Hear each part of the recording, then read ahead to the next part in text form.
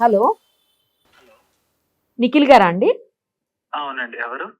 నేను నిరుపమ, సుమన్ టీవీ అందమైన జీవితం కార్యక్రమం నుంచి మాట్లాడుతున్నా అండి. ఓకే. మరి నాకెందుకు కాల్ చేశారండి? మీ వైఫ్ మాకు ఒక మెయిల్ పెట్టారండి. వైఫా?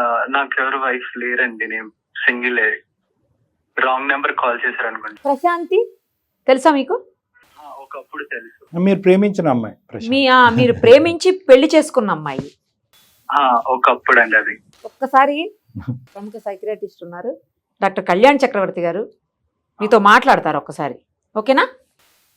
అంటే దేని గురించి అండి? అదే మాట్లాడతారు, అదే మాట్లాడతారు.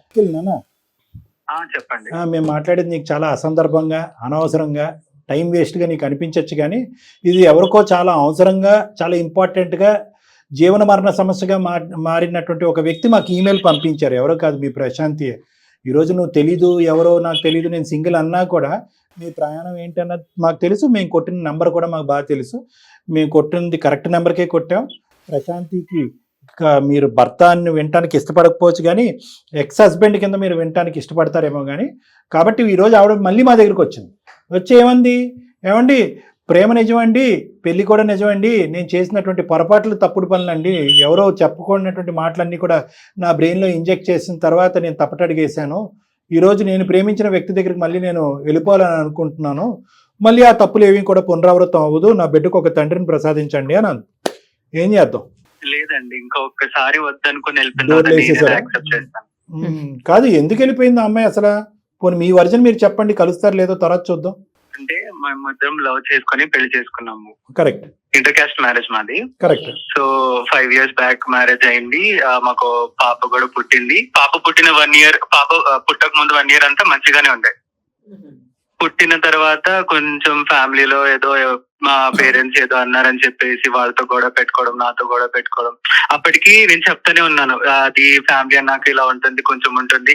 నువ్వు మనం లవ్ చేసుకున్నప్పుడే చెప్పారు కదా, ఇట్లా అడ్జస్ట్ అవుతాలి ఫ్యామిలీలో. నాకు ఇలా మా పేరెంట్స్ ఉంటారు, మా మమ్మీ డాడీ మా చెల్లి ఉంటారు, కొంచెం అడ్జస్ట్ అవ్వాలి అని చెప్తే తను ఓకే నేను అడ్జస్ట్ అవుతాను, నాకు నువ్వు కావాలి, మీ ఫ్యామిలీ కావాలి, అది ఇది అని చెప్పేసి తను నాతో పెళ్లి చేసుకుంది. పాప పుట్టిన 6 months తర్వాత తను ఇంకా స్టార్ట్ చేసింది అనమాట. లైక్ నేనేంటే మీ ఇంట్లో పని మనిషినా, నేనైతే మీరు చెప్పిన పనులు చెయ్యాలా, అది ఇది అని చెప్పేసి గొడవ పెట్టడం స్టార్ట్ చేసింది. వాళ్ళ అక్క వాళ్ళ అమ్మ మాటలు చెప్పేది విన్నది, వాళ్ళు చెప్పిన మాటలే నమ్మింది. సో నేను వద్దనుకుని వెళ్ళిపోయింది. నా మీద డొమెస్టిక్ వైలెన్స్ కేసు పెట్టింది. నేను ఎప్పుడు ఒక పన్నెత్తి మాట గానీ, చెయ్యెత్తి దెబ్బ గానీ కొట్టలేదు. మా ఊర్లో మా ఫ్యామిలీ అంటే కొంచెం ఒక గౌరవం ఉన్న ఫ్యామిలీ. అలాంటిది మమ్మల్ని కోర్టుల చుట్టూ తిప్పి, పోలీస్ స్టేషన్ చుట్టూ తిప్పి, మా పరువు అంతా బజార్కి ఇచ్చి వద్దనుకుని ఇంకా వెళ్ళిపోయింది. వెళ్ళిపోయిన తర్వాత ఇన్ని సంవత్సరాలు గుర్తురాంది, ఇప్పుడు గుర్తుకొచ్చి ఇప్పుడు నాకు కావాలని చెప్పేసి నేను వస్తాను అని చెప్తే నేను ఎలా యాక్సెప్ట్ చేస్తానండి? ఇప్పుడు కూడా నాకు నిఖిల్ అంటే ప్రేమ ఉంది, నన్ను బ్రెయిన్ వాష్ చేశారండి, డైవర్ట్ చేశారు, ఇది నేను మనస్ఫూర్తిగా తీసుకున్నటువంటి నిర్ణయం కాదు, తొందరపాటుతో పెట్టిన సంతకమే అని అంటుంది అమ్మాయి.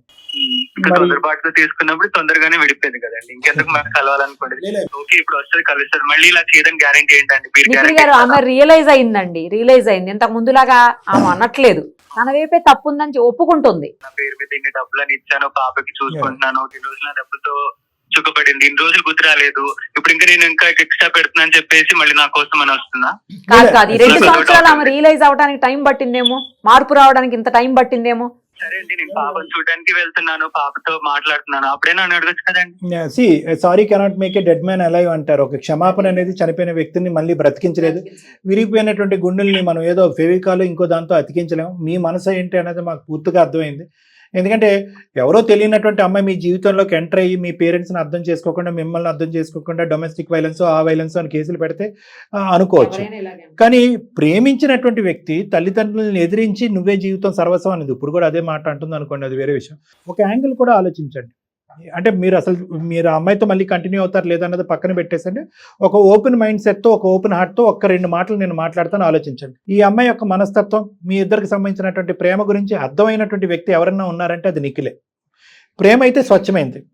ఓకే, వేరే హెడ్స్ అన్ని దూరి లేనిపోని అంశాలన్నీ క్రియేట్ చేయటం వల్ల ఇవన్నీ కూడా అమ్మాయికి వచ్చినటువంటి ఆలోచనలు కాదు అన్నట్టుగా మేము బల్లగుద్ది చెప్పగలం. ఓకేనండి, ఈ అమ్మాయికి వచ్చిన ఆలోచనలు కాదు. ఎవరన్నా ఆలోచనలు పెట్టచ్చు, ఈ అమ్మాయికి ఆ మాత్రం బుద్ధి లేదండి అని మీరు అనొచ్చు.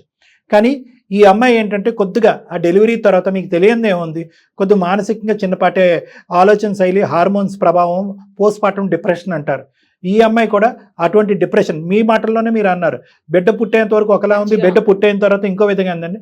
ఈ పోస్ట్ పార్టం డిప్రెషన్ అనేది చాలా మంది మగవాళ్ళు, చాలా కుటుంబాలకి, ఎస్పెషలీ అత్తారింట్లో చాలా మందికి అర్థం కానటువంటి ఒక సబ్జెక్ట్. ఈ డిప్రెషన్లో ఏమవుతుందంటే చిన్నపాటి సమస్య కూడా ఊహించుకున్నటువంటి పెద్ద సమస్యలాగా అనిపిస్తూ ఉంటుంది.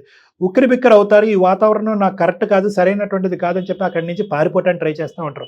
అదేవిధంగా అగ్గికి ఆర్జం పోస్తున్నట్టుగా ఎవరైనా వచ్చి అవునమ్మా నీ జీవితం సర్వనాశనం అయిపోతుంది, ఇది కరెక్ట్ కాదు, అందులో ఎక్కడైతే పెరిగిందో వాళ్ళే మాట్లాడేటప్పటికి ఏమో నేను ఎక్కడైతే పడకూడదో అటువంటి వాతావరణంలో పడ్డానేమో, ఇప్పుడు నాకు కనువిప్పు కలిగింది, ఇప్పుడు నాకు బిడ్డ పుట్టేసింది, ఇప్పుడు నేను రియలైజ్ అయిపోతే ఇక్కడే నేను సమాధి అయిపోతాను, లేదంటే ఇక్కడే నా జీవితం సర్వనాశనం అవుద్ది అనేటటువంటి భయంతో బిడ్డను ఎత్తుకుని బయటకు వచ్చేసింది ఈ అమ్మాయి.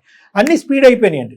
కానీ నేను అనేది ఏంటంటే మీకు తెలిసినటువంటి ఈ అమ్మాయి నిస్వార్థంగా మీరిద్దరూ చాలా చక్కగా ప్రేమించుకున్నారు, పెద్దలందరినీ ఎదిరించారు.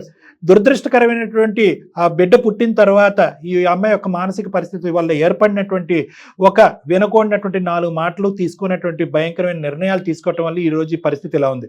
కానీ ఒక్కటైతే మేము చెప్పగలమండి, చాలా తక్కువ టైంలోనే మీరు అసెస్ చేసారా ఆవిడ మెంటాలిటీ డాక్టర్ గారు అని మీరు అనొచ్చేమో, కానీ అప్పుడు ఇప్పుడు పెళ్ళి ఒకసారి ఉంది ఒకసారి లేదు, డివోర్స్ అయిపోయింది. కానీ అప్పుడు ఇప్పుడు ఎప్పటికీ కూడా ఆ అమ్మాయి మనసులో మీరు ఎప్పుడు చెరిగిపోలేదు. ఇప్పుడు నేను యాక్సెప్ట్ చేస్తాను, తెచ్చేసుకుంటాను. మళ్ళీ రేపో మాపో మళ్ళీ ఒక బాబు పుడతారు, అప్పుడు కూడా సేమ్ డిప్రెషన్ వస్తుంది, అప్పుడు కూడా సేమ్ ఇలా చేయడం గ్యారెంటీ. మంచి ప్రశ్న అండి, మంచి ప్రశ్న అడిగారు. ఎవరిని అడుగుతారు? పోస్ట్ పార్టం డిప్రెషన్ ఏర్పడటానికి కారణం కూడా చుట్టుపక్కల మనుషులు, వాతావరణం కూడా కొంతవరకు కారణం. ఓకే, ఇక్కడ ఏంటంటే ఎంతో కొంత యాక్షన్ ఉంటే ఆ అమ్మాయి విపరీతమైన రియాక్షన్కి వెళ్ళింది. నెక్స్ట్ డెలివరీకి ముందు ఇంట్లో ఉండేటటువంటి వాతావరణాన్ని కూడా సమానంగా ఇంప్రూవ్ చేసుకోండి మీరిద్దరుని. ఆ అమ్మాయికి ఒత్తిడి లేకుండా అందరూ ఆ అమ్మాయిని సానుకూలంగా స్పందించి ఒక ప్రేమ ఆప్యాయతలతో చూసుకునేటటువంటి పరిస్థితి తీసుకురండి. ఇప్పుడు ఏంటంటే ఆ అమ్మాయి ఎక్కడో చోట డిస్టర్బ్ అయింది, ప్రేమించినటువంటి వ్యక్తిని పెళ్లి చేసుకున్న తర్వాత పెళ్లి అయ్యి ఈ వాతావరణంలోకి ఎంటర్ అయిన తర్వాత ఆ అమ్మాయికి కావాల్సినటువంటి స్వేచ్ఛ, ఆ అమ్మాయికి ఉండేటటువంటి స్థానం కొంత భగ్నం అయింది. అది అమ్మాయి మానసికంగా బాధపడింది. మా ఇంట్లోనే నీకు అమ్మా నాన్నలు ఉన్నారు, అత్తమామలు కాదు అనే వాతావరణాన్ని క్రియేట్ చేయనండి, ఏ పోస్ట్ పార్టం డిప్రెషన్ రాదు. అదంతా తర్వాత చూద్దాం. అక్కడి వరకు ఇప్పుడు ఈ అనుభవంతో ఇక్కడి వరకు వచ్చారు. ఈ అనుభవం నేర్పించినటువంటి పాఠాలతో నెక్స్ట్ అక్కడి వరకు ఎందుకు వెళ్తారు? మాలాంటి వాళ్ళు ఉంటాం, మేము కౌన్సిలింగ్లు చేసుకుంటాం, లేదంటే ఇంకోటి ఏదో చేసుకుంటాం. గత అనుభవాలు బట్టి మీ అప్రోచ్ స్టైల్ ఆ అమ్మాయికి మార్చుకుంటారు, హ్యాపీ అట్మాస్ఫియర్, ఫ్రీడమ్ క్రియేట్ చేస్తారు. ఎందుకు వస్తుంది మళ్ళీ? ఏం లేదు, నీతో మాట్లాడడానికి ఏం లేదు. అలా కాదులే, 1 minute ప్లీజ్. నేను సింగిల్ గా ఇప్పుడు ప్రస్తుతానికి నేను హ్యాపీగానే ఉన్నాను. నా లైఫ్ లో నువ్వు మళ్ళీ రావాల్సిన అవసరం లేదు. నేను ఇప్పుడు హ్యాపీగా ఉన్నాను, నువ్వు అక్కడ హ్యాపీగానే ఉన్నావు అనుకుంటున్నాను. అక్కడ హ్యాపీగానే ఉండు, నేను ఇక్కడ హ్యాపీగానే ఉంటాను. ఒక్క మాట విని, నేను తప్పు చేసి నేను ఒప్పుకుంటున్నాను కదా, నాకు బిడ్డకు ఒక తండ్రి కావాలి, నాకు కూడా హస్బెండ్ కావాలి, అసలు నువ్వే కావాలి. అది ఇన్ని రోజులు గుర్తుకొచ్చిందా నీకు? ఇన్ని రోజులు నేను తప్పు చేశానని ఒప్పుకుంటున్నాను కదా, మంచి చెప్పే వాళ్ళు ఎవరు లేరు, అందుకే నేను ఇలా తప్పు చేశాను, నన్ను క్షమించు. అక్కడ మానసికంగా ఇబ్బంది పడలేదు నీ భార్య? మీ అమ్మగారు మీ నాన్నగారు అనేటటువంటి కొన్ని మాటలు, లేదంటే మీ సిస్టర్ అనేటువంటి కొన్ని మాటలు, ప్రెగ్నెన్సీగా ఉన్నప్పుడు ఆ అమ్మాయి కొన్ని కష్టాలు పడిందని చెప్పి ఈమెయిల్లో మాకు పంపించింది ఆ అమ్మాయి. ఇవన్నీ వాస్తవాలు కాదా? నువ్వు అమ్మాయికి అప్పుడు ఆ టైంలో సపోర్ట్గా నిలబడలేకపోయావు. నా కూడా ఒక్కసారి ఆలోచించు, నేను చాలా సఫర్ అయ్యాను కాబట్టి అలా కేసు పెట్టవలసిన అవసరం నాకు వచ్చింది. నేను ఇట్లాగే సింగిల్ గానే ఉంటున్నాను, సింగిల్ గానే హ్యాపీగా బతుకుతున్నాను. ఆ పాపకి ఒక తండ్రి ఉన్నాడు, ఆ పాపకు ఒక తల్లి ఉంది, అంతే. నేను ఎవరి మాటలు ఇంకొకసారి వినను, నేను తప్పు తెలుసుకున్నాను. ఒక్క మాట వింటావా? ఇన్ని రోజులు వింటానే ఉన్నాను కదా, ఇన్ని రోజులు వినే కదా, నీ మాట వినే కదా ఇంతవరకు తెచ్చేసుకున్నాను. పెళ్లి మా ఇంట్లో ఇష్టం లేదన్న సంగతి నీకు ముందు నుంచి తెలిసిందే కదా. తెలుసు. ఇప్పటి వరకు కూడా మా ఇంట్లో వాళ్ళు విడగొట్టాలనే చూస్తున్నారు. అలాంటి చెప్పుడు మాటలు విని నేను దూరం చేసుకున్నాను. నేను సఫర్ అవ్వలేదు నువ్వు అంటున్నావు. నువ్వు మార్నింగ్ వెళ్ళిపోయి ఈవినింగ్ వస్తూ నేను సఫర్ అయ్యానా లేదు, నీకు అసలు ఎలా తెలుస్తుంది? అసలు నేను ఇంట్లో పడే బాధలు ప్రతిరోజు నీకు చెప్తున్నాను, అవి నీకు ఇంకొకలాగే అర్థమవుతాయి. బాధపడేది లేదు కదా, నీకు ఇవన్నీ నీకు ఎలా తెలుస్తాయి? సరే బాధపడుతున్నావు కదా, అందుకని ఇంకెందుకు మళ్ళీ బాధపడ్డం ఎందుకు, వచ్చి మళ్ళీ బాధపడ్డం ఎందుకు? నువ్వు అక్కడే ఉండిపో కదా మీ అమ్మ వాళ్ళ ఇంట్లోనే. నీ తనంలో చేసిన తప్పు అది. లవ్ చేస్తే సర్దుకొని పోవాలి. నేను తప్పు చేసాను, నేను ఒప్పుకుంటున్నాను కదా. అల్లుకుంటూ పోతే ఎక్కడికో పోతారు. ఓకే, ఇక్కడ మేము మాకు అనిపించేది, మేము మాకున్నే అనుమానంతో మేము ఆలోచించేది ఏంటంటే కనుక ఇక్కడ ఆ అమ్మాయి తీసుకునేటటువంటి నిర్ణయం చాలా స్పీడ్గా అగ్రెసివ్గా ఉన్నా కూడా ఎంతో కొంత అక్కడ ఉండేటటువంటి ఇంట్లో అమ్మాయికి ఒక సఫరింగ్ ఉంది కాబట్టి సిచ్యువేషన్ బట్టి సఫరింగ్ ఉంది కాబట్టి ఫ్యామిలీ మెంబర్స్ ఆ అమ్మాయిని ఒక ఇన్పుట్ ఇచ్చేటప్పటికి ఆ ఇన్పుట్ బట్టి కొట్టుకుపోయి విడాకుల మీద తొందరపాటు సంతకం పెట్టింది, అదేవిధంగా కేసుల విషయంలో కూడా తొందరపడింది. అంతవరకు మేము ఒప్పుకుంటాం. ఇవన్నీ కూడా అమ్మాయి చెప్పడానికి కారణం ఏంటంటే, నువ్వు వన్ సైడెడ్గా ఒక భర్తగా ప్రేమించినటువంటి వ్యక్తిగా, అట్లీస్ట్ భర్తగా కాకపోయినా ఒక ప్రేమించినటువంటి వ్యక్తిగా ఏమీ లేకుండానే భారీ ఓవర్ రియాక్ట్ అయిందనే మాట ఆ అమ్మాయి జీర్ణించుకోలేకపోతుంది. ఎందుకంటే ఆ అమ్మాయి ప్రేమించింది ఒకే బేస్మెంట్ మీద నమ్మకం. ఆ నమ్మకం నీ దగ్గర నుంచి వచ్చింది కాబట్టి తల్లిదండ్రులు ఎదిరించి ఆ అమ్మాయి వచ్చి మీ ఇంట్లోకి వచ్చింది పెళ్లి చేసుకుని. అలాంటి నమ్మకాన్ని ఈరోజు మీరేం చేస్తున్నారు? ఏమీ లేదు సార్ ఓవర్ రియాక్షన్, ఏమీ లేదు సార్ ఓవర్ రియాక్షన్ అంటే సఫర్ అయింది అమ్మాయి. ఆ సఫరింగ్ నుంచి వచ్చినటువంటి ఈ ఆలోచనలు అట్లీస్ట్ ఇప్పటికైనా ఒక మంచి ప్రేమికుడిగా మీరు ఒప్పుకోండి. అవును సార్, పెద్దవాళ్ళు తెలుసో తెలియకో నాలుగు మాటలు అనేటప్పటికి అమ్మాయి ఓవర్ రియాక్ట్ అయింది, అంతవరకు నేను ఒప్పుకుంటాను అని అనండి. కానీ ఏమీ లేదు, నువ్వు ఊరికే రియాక్ట్ అవుతున్నావు, పని లేక నువ్వు ఇంట్లోంచి బయటకు వెళ్ళి అక్కడే ఉండంటే ఎలా అండి అది? ఏమోనండి, నాకైతే మళ్ళీ నమ్మకం లేదు. తను మళ్ళీ వచ్చి మళ్ళీ ఇలాగే చేస్తాను అయితే అలాగే అనిపిస్తుంది. ఇప్పటి వరకు జరిగినటువంటి గతాన్ని మర్చిపోండి. నిజంగా ఒక అవకాశం ఉంటే కనుక ఆ అమ్మాయికి ఒక ఛాన్స్ ఇవ్వండి.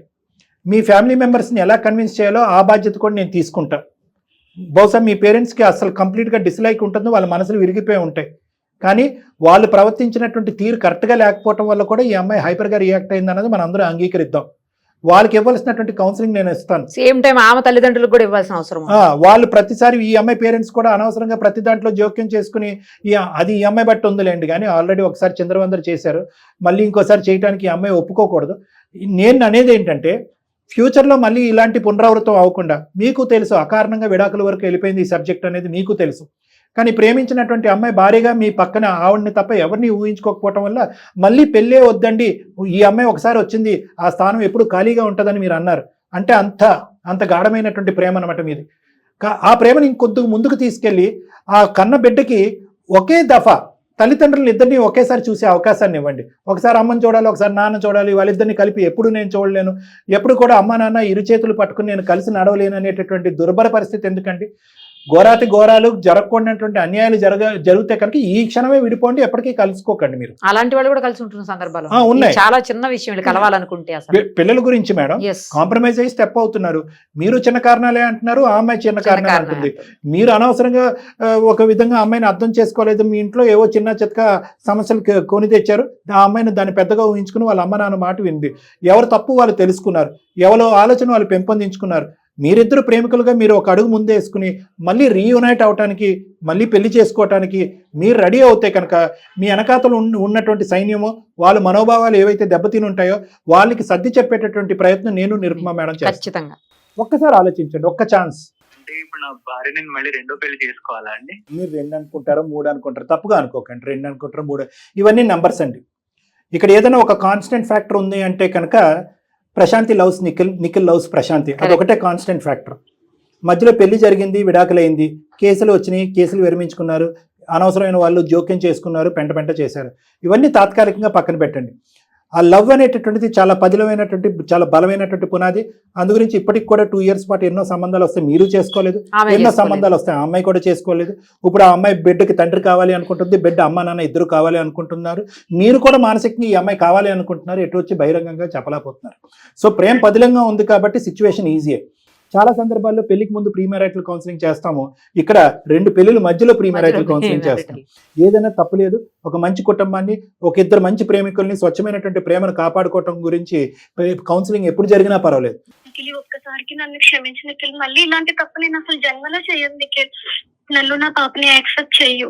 నేను మా అమ్మ నాన్న అక్క వీళ్ళెవ్వరి మాట వినను, వాళ్ళు ఎన్ని చెప్పినా నేను వినను. నాకు నువ్వు నేను ఇద్దరం చాలు, నాకు ఇంకెవరు వద్దు నిఖిల్.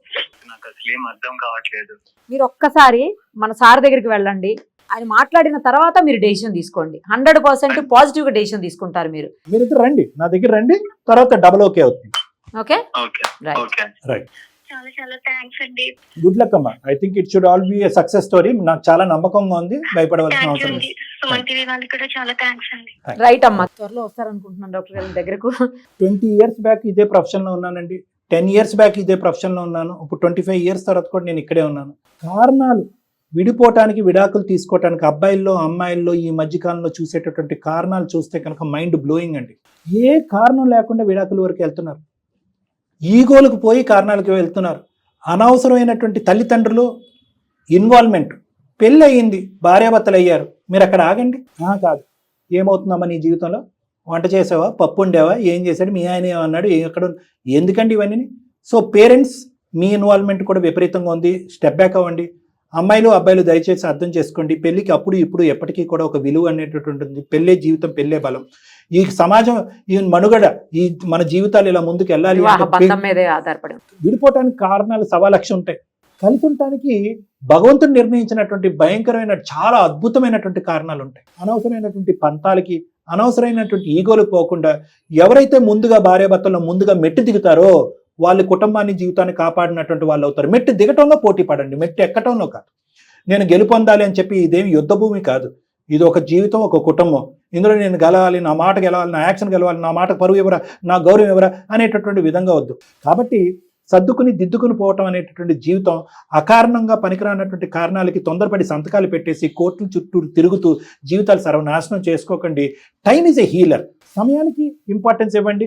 ఓకే, ఈ రోజు జరగలేదు, రేపు జరుగుతుంది, ఈ సంవత్సరం జరగలేదు, వచ్చే సంవత్సరం జరుగుతుంది, ఆ నమ్మకంతో ఉండండి. ప్రత్యేకంగా పిల్లలు పుట్టిన తర్వాత అసలు ఇలాంటి విడాకులు, ఈ గొడవలు, ఈ కోర్టులు, ఈ కేసులే ఉండవు. చాలా బాగా చెప్పారు. Thank you so thank you.